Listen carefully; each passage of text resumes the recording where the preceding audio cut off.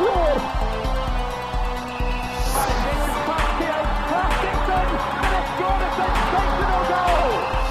mischia, può dare il capitano, carica dentro il tiro,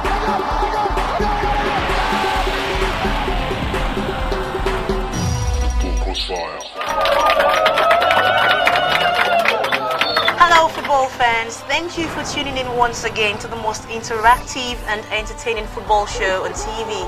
I'm your hostess Kibati Bankole.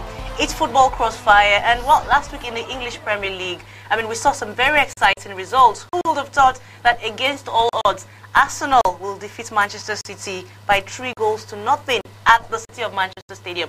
That game was our focus last week. And, well, the man who was on Arsenal's side is right here, this time defending another team from London.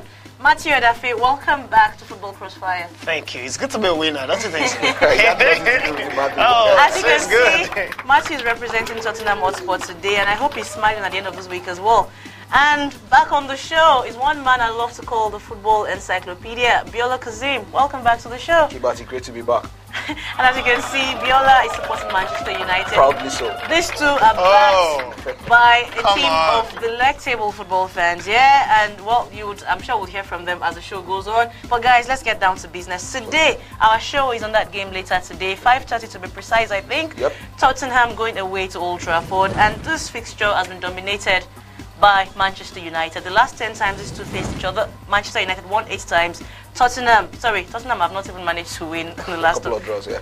It's been just 2 draws for Tottenham, but Manchester United dominating it. So, it's tricky.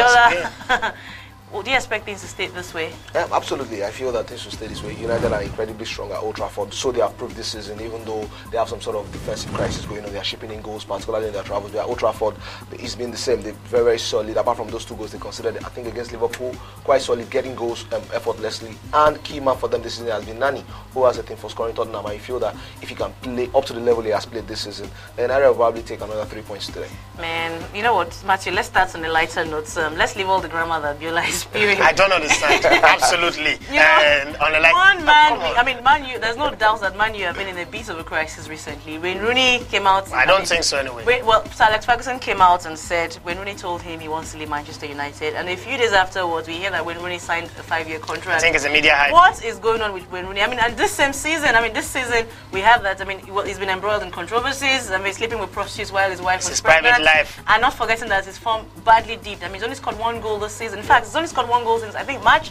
And the only goal he scored this season was via a penalty. Matthew, what's with all this controversies and drama in Manchester United? I think Manchester United cannot do without having a player that is overhyped or, that is media friendly. If it is not David Beckham, it is Cristiano Ronaldo. If it is not Cristiano Ronaldo, it's Wayne Rooney. If it's not Wayne Rooney, it's all the players before them, Andrea Kashashkis, just name them, Roy Keane. There's just one player who comes out of Manchester United and tell all the newspapers around they like it. When they're broke, they look for media hype to sell their shirts and all that. It helps anyway. I like it because they're one of the richest clubs in the world. I respect them for that. I really didn't read too many meanings to it. The question is, where would Rooney go if not Manchester United? One of the best clubs in the world. I give them respect, but that doesn't mean we won't whoop them today. Do you agree with football fans who said it was all a scam? They all wanting to leave was a scam to get our minds off his bad form and, off the field. Let me borrow the words of Biola Kazim now. Absolutely. It was scam to the highest, but I was not fooled. This guy is not informed. He just said some. Who's going to pay Wayne Rooney £300,000 a week with his bad form, poor form?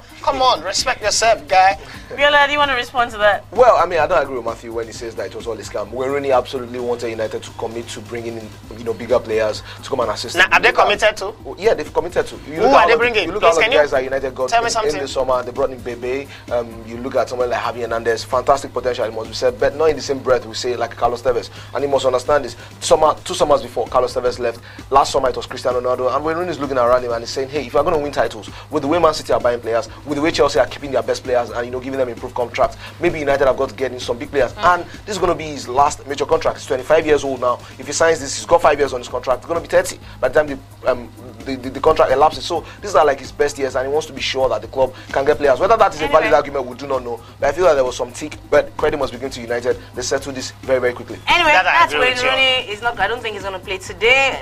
The coach, Sir Alex Ferguson, has said he'll be back for the Manchester derby. But other people, when I mean, when his bad form started, other people stepped in. Demite Babatov started scoring, and the young man he just mentioned, Hernandez, or Chicharito, as we know him.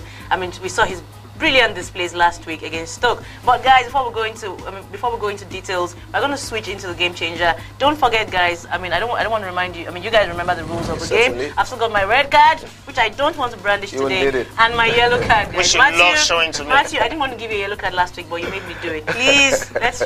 You told me off camera that you want to give me. Let's have a hitch-free show, and don't forget that as the show is on, you can support, you can agree or disagree with these two guys. I mean, in our Rumble questions, you will see them on your screen as the show goes on. Our Rumble options: if you think Tottenham will win to this game, just write CRFA. If you think the game is going to end in a draw, just write CRFB. And if you think Manchester United will win, just type CRFC, so 33073. We'll be right back with the game changer.